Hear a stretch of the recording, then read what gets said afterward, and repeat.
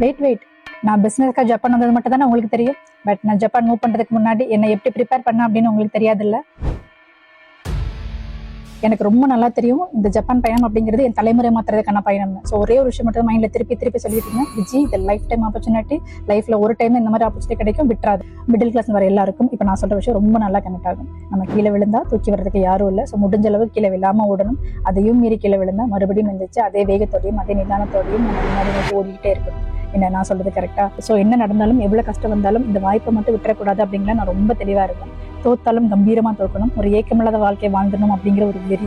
தெரியாத ஒரு நாட்டுக்கு போறேன், கூப்பிட்ற தூரத்துல ஃபேமிலி இல்லை, எல்லாமே நான் என்ன பார்த்துக்கணும். என்னோட சேஃப்டி, என்னோட ஹெல்த், என்னோட பிசிக்கல் ஹெல்த், என்னோட மென்டல் ஹெல்த் எல்லாமே ரொம்ப ரொம்ப இம்பார்ட்டன்ட். பிகாஸ் நான் ஜப்பான் வந்திருக்கிறது பிசினஸ் பண்றதுக்காக.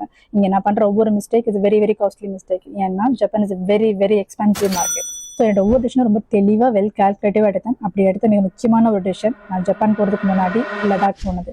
S, I went to Ladakh for 12 days. Bike ரைடுக்காக போல, சோலோ ட்ரிப் போல. அப்புறம் ஏன் லடாக் போகிறேன்னு கேட்குறீங்களா?